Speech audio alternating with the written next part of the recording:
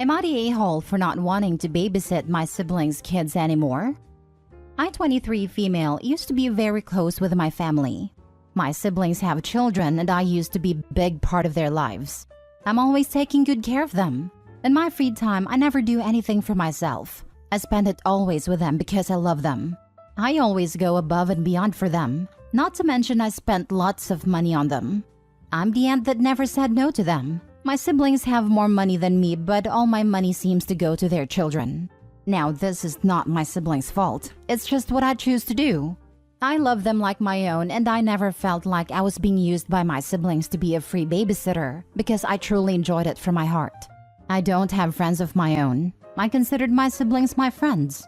However, a year ago, I had a terrible injury and couldn't walk or use my hands for 6+ months.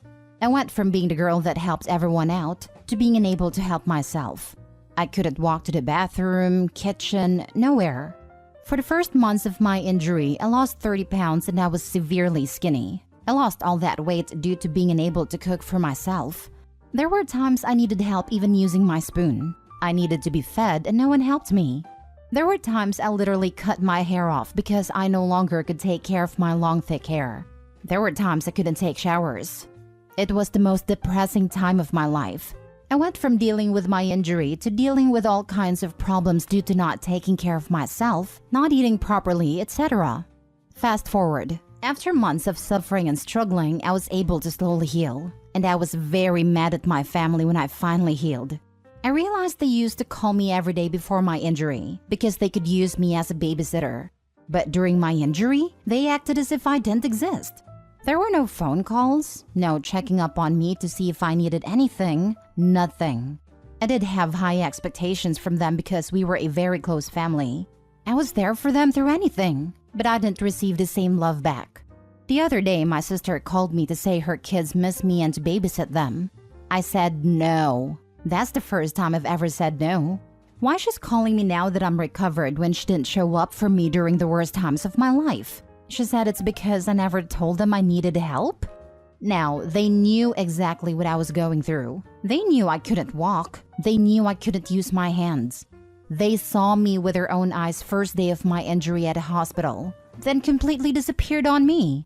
I feel I am only good enough when I'm helping them, but when I'm unable to do anything, I'm unwanted. I'm going to be all alone, but I decided to cut my siblings off of my life permanently. I will no longer be watching their kids for them. I've let them know this and have changed my number, and they think it's evil to do to your family. What do you guys think? Am I the a-hole? Now for the top comments. Not the a-hole. Every relationship must be a two-way street. It sounds like your siblings only want you when they need something from you. I feel terrible just reading your post. You can still be a great aunt when you can and want to, but you don't have to say yes every time to be a great aunt. Not a-hole. I also felt terrible reading this. You do not have to babysit them or do them any favors, but try to maintain a relationship with your niece and nephew still. I would hate for you to sever the connection/love you have for the babies just because your siblings are selfish a-holes. It's hard to have a relationship with nieces/nephews when their parents are a-holes, unfortunately. They will take advantage of her as soon as they realize she cares about them. Absolutely. My sister that I have gone no contact with since last year gatekeeps my niece and nephew from the rest of the family. It's honestly devastating watching them grow up through pictures and social media. I hope Opie would be able to take them out on playdates without it being seen as an obligation to babysit. She picks the time, plays, and then drops them off right after. Not a-hole. The only evil people are the ones that up and disappeared when you needed them. Did they ever ask you, if you need anything, just let me know? Good on you, OP, for recognizing your worth. I'm truly sorry this happened to you. You know, in my experience, the people who really want to help you never tell you to call and ask. They just help you. Next story. Would I be the a-hole if I potentially turn away my pregnant little sister? I, 29 female, have a pretty dysfunctional family, but this issue is primarily with my mother and little sister, female 25. Now anyway, my mother showed up at my house and invited to sit me down and have a talk with me. She then informed me that my sister is 37 weeks pregnant and may need me. She then informed me that she has shown my sister where I live, because she conveniently lives 2 streets down. This was all new information. For context, my sister has been a thorn in my side my entire life. I have been blamed for every instance of her bad behavior. When I was 10, she stabbed me in the kneecap with a pencil for helping her with her homework because she wanted my mother to help her, not me. Then I got yelled at for not helping her. I was given a band-aid and grounded. When she was 12, she tried to square up with my grandmother who was 20 pounds lighter than she was, and when I got between them, my sister took off and ran away. My mother was not home and left her phone at home, so she was unbothered. When she got home and was informed, I was then slapped in the face for allowing her to leave, for causing a scene with the neighbors because I tried to carry her inside, and then promptly grounded for making her too scared to come home. She got expelled in the 8th grade for bullying a girl with crutches and caused her more injuries by taking them and pushing her. She never graduated high school. She was in juvie from the age of 16 to 18 for violence and truancy. Now she is 25, still actively doing heroin and is shacked up with some loser who is also using. My mother claims she wants her spawn, but she never stopped using no matter how much my mother paid for rehabs. I have 2 small children under the age of 7, and now I feel unsafe in my home because of this mess. I don't want her around. I don't want more of her mistakes to become my problem. And now I feel like I can't escape it. Would I be the a-hole if I didn't open the door if she comes knocking? P.S. I asked my mother what I should do if she shows up. She said I should do my sisterly duty, but she won't help. Time to cut your third bag mother out of your life too, for endangering your family with that junky loser of a sister. Let them wallow in their filth. If they show up, don't answer the door, and just immediately call the police. Lie to them, tell them they have drugs. If you can get her arrested, that will help the unborn baby because she can't use and they will feed her. Pregnant mothers cannot abruptly stop opioid use. It puts the baby at risk for seizures and death in the womb. 3 rehab centers would have tried to transition her to a maintenance long-acting opioid to be as safe as possible for her and the baby. Ongoing needle use puts them both at risk for infections such as hepatitis and HIV as well. Hopefully she has had prenatal care. Social service involvement is a must for this baby. If the situation is as high risk as described, sister and father of baby are not likely to retain custody without showing great progress. My guess is, OP will be asked to be a safety plan or guardian. This is the question she needs to prepare for and think through. She has had 0 prenatal care. She refused admittance to rehab centers, only went for the shots and then turned down the actual admission part. Time to be a mother bear and protect your cubs at all costs. You already know that she's going to lie, cheat, steal, make a mess, act like you owe her food and shelter, make you do all the chores, then after a few months, she will abandon her kid on you. Stop it before it starts. Get security cameras and call the police if she shows up. If she gets put in jail for being in heroin, you may save the baby's life. Agreed. Your mom was wrong to tell her where you live. She's an addict and could bring her dealer over there in an attempt to get money. I would make sure all the locks work and get a surveillance camera. I wouldn't answer the door nor let her in, not even to use the bathroom. Especially this. Most people dose IV in the bathroom, and with fentanyl and carfentanil ending up in everything and OP having kids, sister could easily OD and CPS will be investigating OP. And that is a whole ordeal. Absolutely not. Next story. Am I the a-hole for calling my brother and best friend idiots for hiding their relationship from my parents for 6 years? My brother mid-20s and I'm mid-20s are Indian.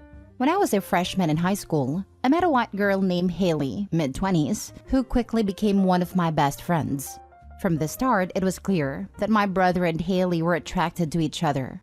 A bit after high school, Haley and my brother became official.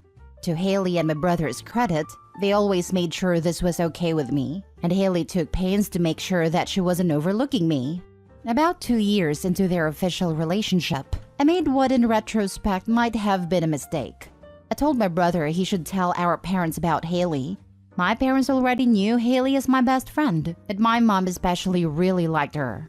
I told my brother that our parents were more liberal compared to people in their generation from a similar cultural background, and he had less reason to hide his relationship compared to some other Indians. For instance, both of them welcomed my cousin after my dad's brother disowned cousin for being gay. Well, now they're deciding to get married. Obviously, they told my parents. I knew that this was going to be a crap show, so the day they told my parents that they're home, I made an excuse and said I couldn't come because of work. Predictably, they were upset. But as my dad later told me, they weren't upset because Haley is white. They're upset that they hid their relationship from them for so long. Well, I met my brother and Haley today. Haley asked me what did they say, and I called them idiots for lying about such a thing. And I told them they were upset. In response, my brother called me an a-hole for calling them idiots, and that I don't understand the pressures an interracial couple faces.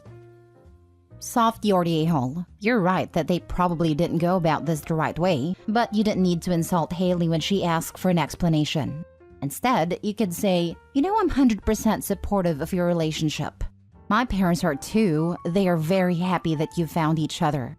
But they are hurt that the two of you lied to them for 6 years and didn't trust them, despite having given you no indication that they would be anything but supportive.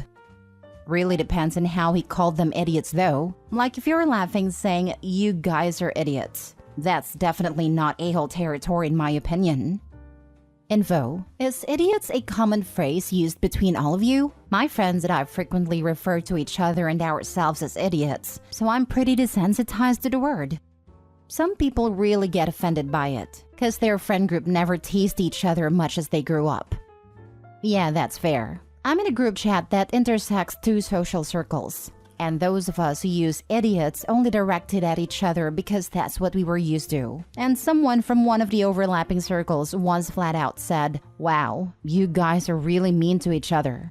So I can see both sides of the argument in this thread. Calling me an idiot would likely just garner a no you reply in jest. But it seems like a significant number of people in this thread fall in the you guys are really mean camp. Last story. Am I the a-hole for not letting my wife go on vacation? So I, 35 male, and my wife, 34 female, have a 16-month-old child. For background, she makes twice as much as I do. For now, my boss told me he'll be almost doubling my salary 2 years from now. She generally works overnights and weekends, healthcare, and I work a 9 to 5. We essentially take turns taking care of the child while the other one is at work. I often leave work early or come in late to help accommodate her work and pumping schedule. She has been breastfeeding and pumping since our child was born. Recently, her supply has dropped to the point where she's not pumping anymore but will still nurse the baby. This essentially eliminates hours of work from our day. Hers from pumping, mine from cleaning the bottles and pumps every night. We did it. She did it. We made it. It's great. Yesterday, she told me that she wants to reward herself by going on an international vacation for a week with just her and her friend this summer. Her arguments are that she deserves it, she's never been out of the country, and it's something she's always wanted to do, and wants to do it before it's too late. I agree that she deserves it, but I think it's ridiculous that she thinks it's an acceptable thing to go to the other side of the world without her family for an entire week, while our baby is still about 1.5 years old. I told her that it's one thing if she wanted to take a trip somewhere in the States, but to go to either Southeast Asia or Europe is entirely too big of an ask. For me, is the fact that our baby still needs her. This forces me to take a week off work, and the fact that she thinks it's appropriate whatsoever to do something like this. She's offered to fly her mom in for a week to help with the childcare, which would help on my end, but doesn't solve the issue. She says she doesn't feel like she should have to wait to save up enough to pay for both of us. I'm hurt she wants to go alone, but understand she wants to reward herself. But I just think she's swinging for the fences at an inappropriate time. What happens if our baby gets sick? What if there's literally any kind of emergency? I told her if roles were reversed, she would absolutely not approve of me leaving for an entire week to go on a vacation by herself. Am I the a-hole for saying she shouldn't go on vacation? A couple weeks ago, you posted about how you just don't know how to help your wife decompress. She has a hard time being willing to spend money, even if you can't afford it and doesn't have ideas about what would help.